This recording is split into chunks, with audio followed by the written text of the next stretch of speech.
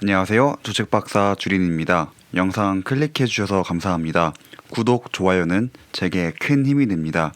테슬라 관련 이슈가 발생하면 인스타로 먼저 공유드릴 수 있도록 하겠습니다. 인스타 아이디는 본문 내용과 댓글에 적어둘 테니 팔로우 부탁드리겠습니다. 오늘은 S&P 500 편입 방법에 대한 확정 기사가 나왔습니다. 오늘 그 기사에 대한 분석을 한번 해보도록 하겠습니다. 예전 영상에서 S&P 500에 편입이 되는 방법이 총 4가지가 있다고 말씀을 드린 적이 있습니다. 그런데 S&P에서는 그중 첫 번째 방법인 하루에 모두 편입이 되는 방식을 택했습니다. 사실 사이즈가 너무 커서 이 방법을 선택할 줄은 몰랐습니다. 그래도 어떻게 보면 정면 돌파하는 것 같긴 합니다. 이날 발표가 나기 전에 주가가 굉장히 많이 떨어졌습니다. 그러다가 장 마감 후에 이 발표가 난 뒤에 애프터장에서 확 오른 것을 볼 수 있었습니다. 그리고 11월 16일에 발표한 것처럼 11월 20일까지의 테슬라 S&P 500 편입에 대해서 정말 다양한 피드백을 받았다고 합니다. S&P 다우존스는 전달받은 의견에 대해서 다방면에서 고려했다고 합니다. 그리고 테슬라의 수많은 물량들을 한날에 받아낼 수 있다고 판단을 했다고 합니다. 프로포마는 12월 11일에 장이 끝나고 발표가 되고 테슬라와 교체될 회사가 발표된다고 합니다. 여기까지가 S&P 다우존스의 공식적인 발표 내용으로 이해하시면 될 것 같습니다. 그럼 프로포마가 무엇인지 궁금해하시는 분들이 계실 텐데 이런 식으로 몇 퍼센트의 비중이 들어가고 알려주는 내용이다 정도로 이해하시면 될 것 같습니다. 내용을 조금 정리해서 보면 두 개의 트렌치로 처음에 나누는 방안에 대해서 생각한 이유는 물량이 하도 많다 보니 인덱스 펀드들이 물량을 다 못 채울 것 같아 제안을 한 거였습니다. 하지만 여러 가지 전달받은 내용들을 피드백 받다 보니 이거 충분히 다 하나의 트렌치로 가더라도 물량을 다 받아낼 수 있겠다라는 결론이 나온 것 같습니다. 이렇게 되니 S&P 500 편입 이전까지 상승 랠리가 지속되다가 편입일 근처가 되면은 엄청난 거래량이 나올 것으로 저는 보고 있습니다. 최근에 S&P 500 편입 예정 발표가 나면서 주가가 굉장히 올랐습니다. 이러한 상승 속에 근거 없는 불확실성들이 생겨 나왔습니다. 주가가 너무 오르게 되면 S&P 500에 편입이 안 될 수도 있다.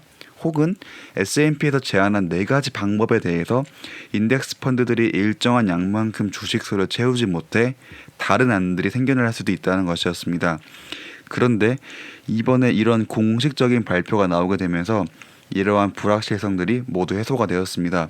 그러다 보니 애프터장에서 주가 굉장히 오른 요소 중 불확실성 제거가 좀 큰 역할을 했다고 저는 보고 있습니다. 21일에 한 번에 편입이 되는 걸로 결정이 됐기 때문에 액티브 펀드 매니저들은 어차피 편입일 이전에 모든 물량들을 인덱스 펀드들이 받아줄 테니 마음 놓고 거래를 할 것으로 저는 보고 있습니다. 이에 대해서 친절한 게리 블랙이 계산을 해주고 있습니다. 해당 산식을 처음 보시는 분들은 이해가 조금 어려울 수 있으니 설명을 하나씩 드리도록 하겠습니다. 지금 보고 계시는 식은 테슬라의 시총이 S&P 500의 시총 대비 몇 퍼센트를 차지하는지 구하는 산식입니다. 760밀리언의 현재 주가를 590이라고 가정을 하면 테슬라의 시총은 약 0.5 트릴리언이 나오게 됩니다. 현재 S&P 500의 사이즈가 31.4 트릴리언이고 거기에 테슬라의 비중이 0.5 트릴리언을 더하면 31.9 트릴리언이 나오게 됩니다. 비중을 대략 계산해 보면은 1.56%가 나오게 됩니다. 게리 블랙이 구한 수치는 1.4 그리고 제가 구한 수치는 1.56으로 조금 수치가 다르게 나오긴 하지만 수치가 왜 다른지에 대해서 고민하시는 것보다 그냥 이런 식으로 계산을 하는구나 정도로 이해하시면 됩니다. 지금 보신 항목은 인덱스 펀드들이 테슬라를 매수해야 하는 규모입니다. S&P 500을 추종하는 인덱스 펀드의 규모가 5트릴리언이고 거기에 아까 1번에서 구한 1.4%를 곱한 뒤에 현재 주가인 590으로 나눠주면 인덱스 매니저들이 매수해야 하는 테슬라 주식수가 나오게 됩니다. 그게 120밀리언이고 유통 주식 대비 총 16%의 수치입니다. 굉장히 큰 걸 알 수 있습니다. 지금 보신 항목은 액티브 펀드입니다.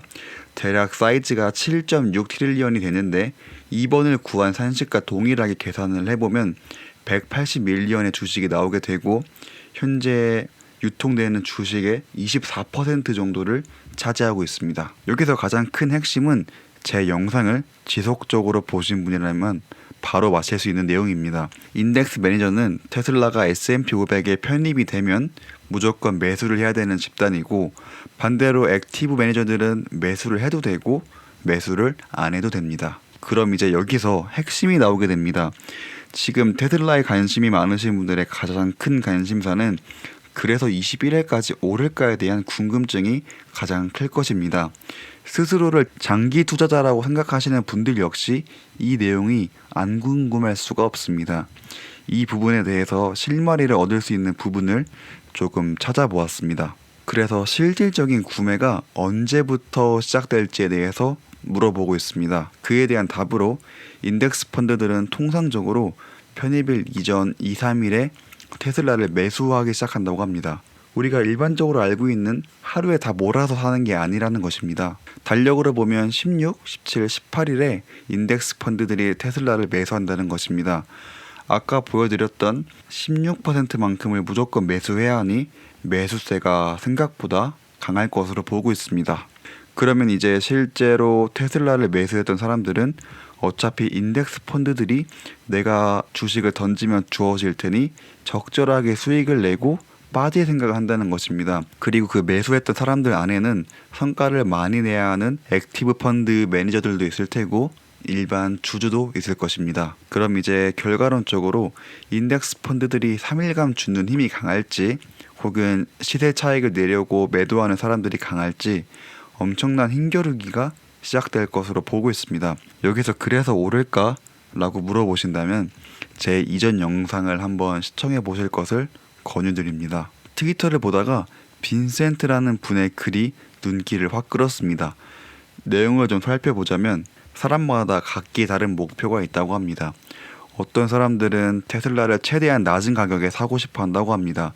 그 부분에 대해서는 자신도 이해한다고 하는데, 또 어떤 사람은 그냥 동전주를 사고 싶어 한다고 합니다. 자기에게 있어서 테슬라 주식은 얼마의 테슬라를 매수했냐 보다는 5년 동안 내가 테슬라를 얼마나 매수할 수 있을까에 대해서만 온전히 신경 쓴다고 합니다. 진짜 이 멘트가 굉장히 마음에 와닿았습니다. 정말 저도 유튜브를 하면서 단순히 테슬라뿐만 아니라 모든 분야에 대해서 많이 배우고 느끼고 있습니다. 그러면 우리 가족분들도 캠페인을 한번 해보도록 하겠습니다. 어릴 때 나의 꿈을 당당하게 말할 수 있고 항상 그 생각을 하면 이룰 수 있다고 했습니다. 앞에 빈센트 분이 말한 대로 현재 나는 몇 주의 테슬라를 가지고 있고 5년 안에 몇 주를 채울 거야 라고 자신의 목표를 댓글로 적어보면 좋을 것 같습니다. 꿈을 그리는 사람은 그 꿈을 닮아간다고 하였습니다. 저와 함께 그 꿈을 같이 그려갔으면 좋겠습니다. 주가가 떨어질 때마다 나는 S&P 500 편입이 될 것을 매수를 한 것인가? 혹은 테슬라가 앞으로 나아갈 수 있는 밸류에이션에 투자를 한 것인가를 보면서 빈센트님처럼 S&P 500의 편입과 관계없이 주식 한 주도 팔지 않는 투자자가 되었으면 합니다. 그래서 오늘의 결론입니다. 오늘의 키워드는 매수대 매도의 힘싸움으로 정리할 수 있을 것 같습니다. 확실한 건 12월 16일부터 18일 사이에 거래량이 엄청날 것으로 보입니다.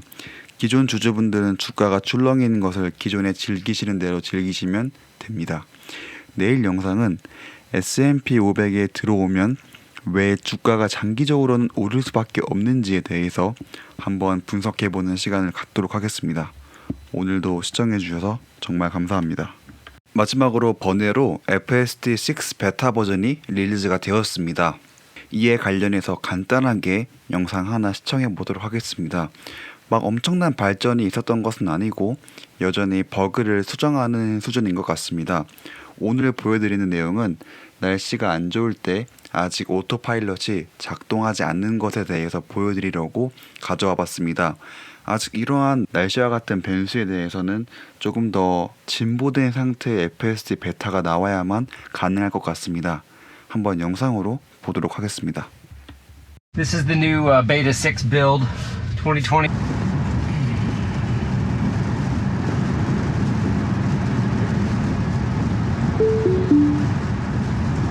Alright, poor weather detected, navigator and autopilot unavailable. It's kind of lightly sprinkling. I wouldn't say it's heavy. but I think that notification just showed a small subtle difference in between city streets beta code, because